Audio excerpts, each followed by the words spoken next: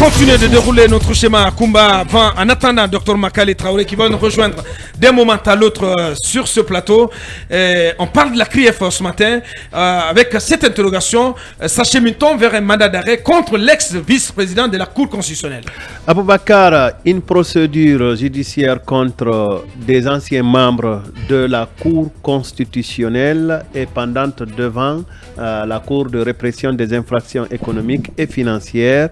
Et d'ailleurs, le président de cette Cour constitutionnelle, ou l'ancien président, est en détention à la maison centrale. Il s'agit du professeur Mohamed Lamine Bangoura. Celui-ci est en détention. Certains de ses collaborateurs aussi sont sur la liste des personnalités poursuivies, dont M. Amadou Diallo. M. Amadou Diallo étant inaccessible pour les instructeurs de la Cour de répression des infractions économiques et financières, si cela continue, cette inaccessibilité, il se pourrait qu'il y ait un mandat d'arrêt contre M. Amadou Diallo, parce que la dernière opération à jour, c'est la saisie de certains de ses biens du côté de la commune de Matoto. En tout cas, c'est ce que nous rapportent plusieurs de nos confrères dans les médias. Alors, s'achemine-t-on vers l'émission des mandats d'arrêt international contre M. Amadou Diallo, ancien de la Cour constitutionnelle, s'il ne s'est présenté, s'il ne répondait pas aux différentes convocations de juges instructeurs des juges d'instruction de la CRIEF, certainement, ça pourrait être oui, qu'il pourrait y avoir un mandat d'arrêt international contre lui. Mais s'il répondait, certainement, ça va changer la donne. Monsieur Aboubakar. Bien dit. Allez-y, cabinet là-dessus sur cette possible émission, la possible émission des mandats d'arrêt contre l'ancien vice-président de la Cour constitutionnelle.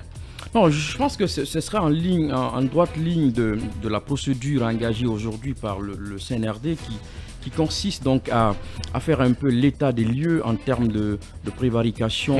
Et à traquer tous les bandits à col blanc. Oui, où qu'ils soient, parce que, vous savez, la crainte de la plupart de ceux qui travaillent un peu sur des cours de ce type-là, c'est un peu le deux poids deux mesures. Le deux poids deux mesures et la possibilité que la Cour peut s'offrir à être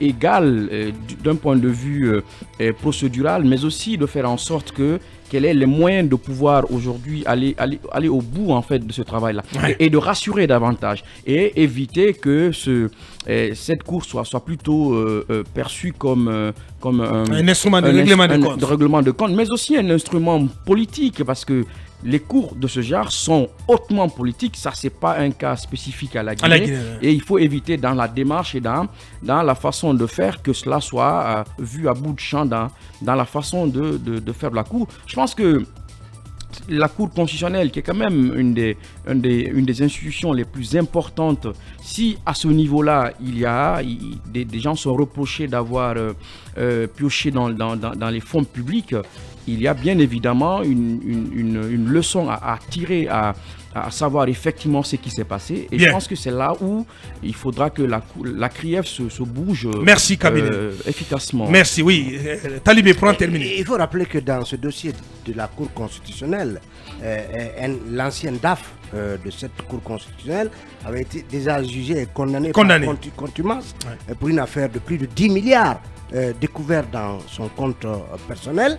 Et l'arrestation du président de la Cour constitutionnelle forcément va conduire à d'autres membres de cette institution. C'est ce qui est en train de se passer concernant le vice-président de cette Cour constitutionnelle. Parce qu'Aboubacar, quand on parle de cette Cour constitutionnelle, elle a quand même tenu en haleine, et c'est illustré par notamment l'affaire Feu Kele Fassal. On a vu comment il a été éjecté de cette Cour.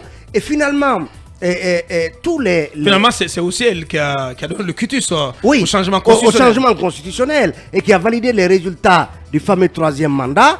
Et Aboubacar...